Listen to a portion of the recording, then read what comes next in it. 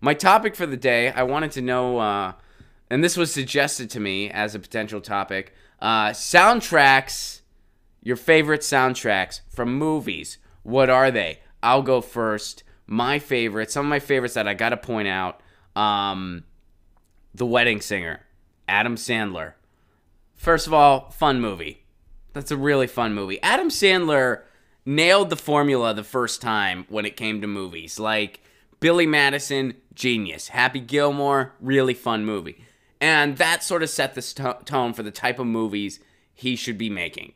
These just absurdist, self-aware, over-the-top intentionally, funny, quirky, a lot of lines you're going to remember and talk about at the water cooler movies. That's what Adam Sandler, he nailed it. He nailed it. Then he decided, well, I want to do drama now.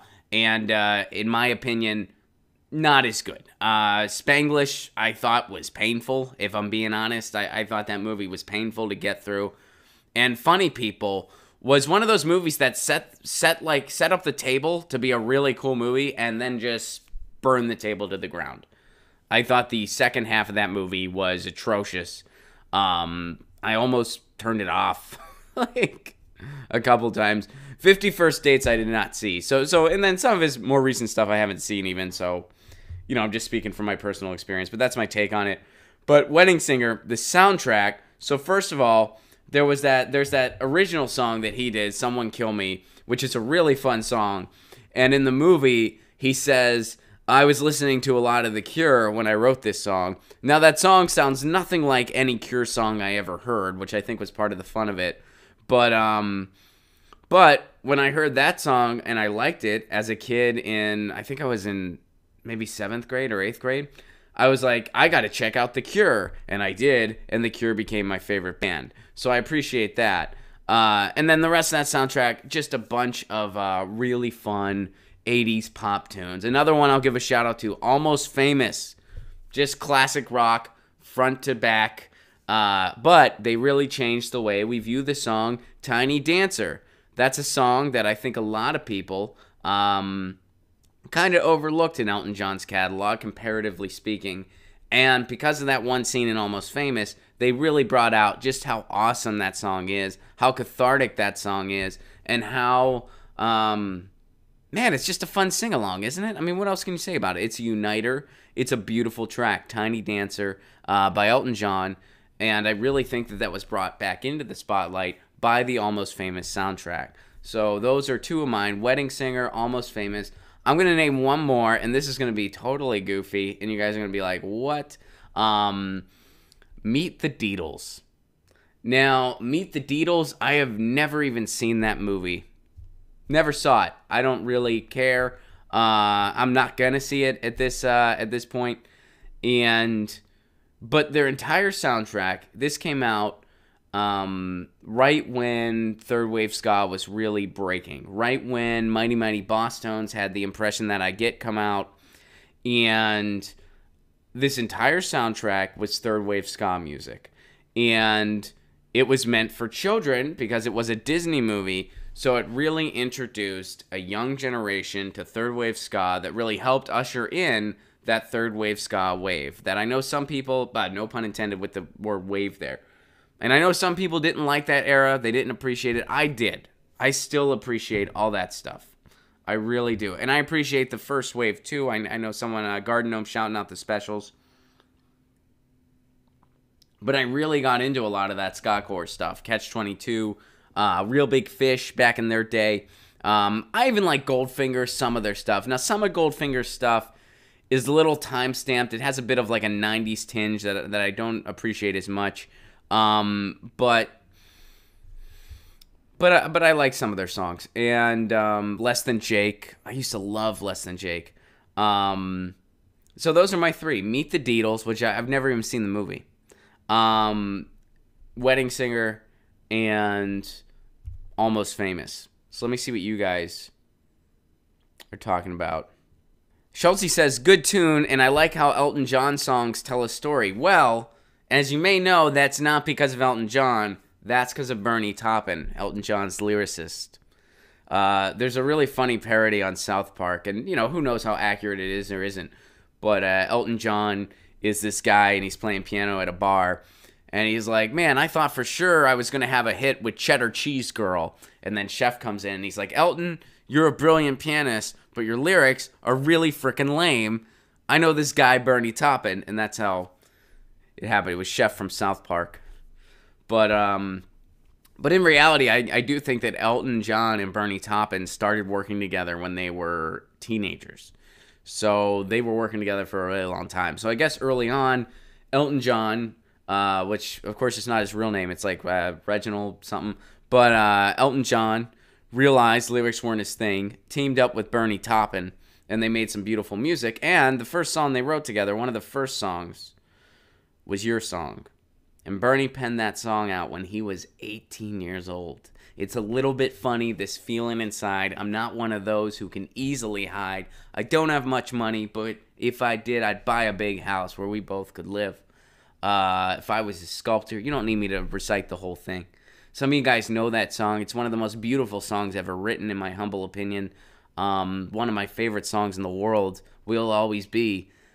That dude penned that out when he was 18 years old. And then Elton John put the music to it when he was 18 years old. Holy shit. That's a little humbling, is it not? Right? And you guys do not want me to sing it. Reginald Dwight, DLJ, points out the name. Lewis David says Bernie Taupin was a poetic genius, perhaps the greatest ever. I don't know. That's a tough superlative. But let me get back to some of your guys' soundtracks. Garden State has a really good soundtrack. Jordan says, shitty movie, he says. I've never seen Garden State, so I wouldn't know. Trying to Be Fine saw the specials at the Whiskey. That's freaking awesome. Karen just saw Elton John 3 weeks ago. Guys, if you want to see Elton John, you got 3 years. He's doing a 3-year farewell tour. So you got 3 years to see Elton John. Let's see, what other soundtracks are you guys shouting out? Great Balls of Fire, Dirty Dancing. Shrek. And yeah, the Shrek soundtrack. So the Shrek soundtrack has that song. They have the cover of Hallelujah, and I think it's whose cover? Is it Jeff Buckley's cover? No, it's Rufus Wainwright's cover of Hallelujah, which is a great cover of Hallelujah. I prefer the original above all of them, but I think Rufus Wainwright's version is on the Shrek soundtrack. Donnie Darko, thank you. Yes, Mick one. Donnie frickin' Darko. Now that's a beautiful movie. I've never met anyone that disliked Donnie Darko as a movie. Reservoir Dogs, Pulp Fiction. And Mizzy says Quentin Tarantino has the best soundtracks. The first 2 Oceans movies, Chromatic Tree gives a shout out to. Yeah, I guess anything David Lynch is involved with too. That should get a shout out. That should absolutely get a shout out. The first American Pie movie. Brilliant. What was the American Pie movie? They had that remake of the James song, Laid. It was by, it's just some 90s, early 2000s. I think Matt Nathanson was the guy's name. But he did a remake of Laid, which it was the same as the original. It was just a different artist doing it. But I think it was it the third American Pie or the second? It wasn't the first. But that kind of opened the movie, and it kind of gave a nice new push back into the public spotlight of that song, which is a beautiful song by James, Laid. This bed is on fire with passionate love. The neighbors complain about the noises above. Don't sing it like that. Queen soundtrack from Flash Gordon, 1980. Alfonso says Train Spotting had Iggy, Lou Reed, Primal Scream, Underworld, a great soundtrack. Keen confirms Train Spotting was epic.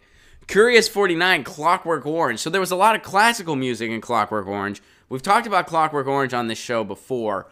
Anthony Burgess doesn't feel like Clockwork Orange was his best work. We talked about why. And remember we did that thing where I even said, okay, everyone that's never seen Clockwork Orange and doesn't want it spoiled, you have to tune out now. because we're going to talk about what went down and why the author was not happy with the way it unfolded. So there's a lot of classical on Clockwork Orange, which, by the way, I mentioned to you guys, I'm not sure if my fiance has seen Clockwork Orange or not. She has not. So that's going to be something we do. We're going to watch Clockwork Orange, and we're going to talk about, hey, this is why Anthony, the author, wasn't happy with this movie, and here's what the real ending was all about. And we're going to have this in-depth discussion on it, because it kind of switches the theme out a little bit. All right, we can't go down this hole again. We've done it before. Jim gives a shout out to Joy Division. Milk and Ultraviolence. That's a Clockwork Orange reference. Dead Man. Daniel shouts out Dead Man. Favorite movie of his, and the soundtrack is very underappreciated. I've never seen that movie. Dead Man. I gotta see it. Yeah, I've never seen it. 3 Star Wars. Hey, I'll try again. Still best soundtracks instrumental was the first 3 Star Wars films, says Melissa. You know, when I went to the Hollywood Bowl reunion show, we talked about it one Music Monday, but I'll never forget, the special unannounced guest was John Williams. It was freaking John Williams. And he came out, and he just, like, waved to the audience, and then he just put his arms up, and it went, da-da, da-da, da-da-da-da-da-da-da-da-da-da-da, and they did the Star Wars theme, and the crowd freaking went nuts, and it was awesome. All right. So Dead Man, I gotta see Dead Man. The original Batman soundtrack with Prince, King James, good call. I Shot Andy Warhol gets props for having Pavement on. I love Pavement, awesome reference. And, yeah, I gotta see that movie. All right. Cool, guys. Saturday Night Fever. And here's a movie I'm totally not familiar with. Breaking Glass. Not familiar. And Blow I'm familiar with. Across the Universe. Of course. Classic. Oh, this is how we got to end it. Trying to Be Fine. Well done. Dazed and Confused. Brilliant soundtrack. Brilliant movie. If you haven't seen it, do it. And I got to see Dead Man, and I got to see some other stuff. Get your news on with Ron. Don't you want to know what's going on? We're getting our news on today. Get your news on with Ron. Don't you want to know what's going on? We're getting our news on today. Yeah, yeah, yeah. You can tweet me an article at Ron Placone. We'll go through it together and make it our own. Get your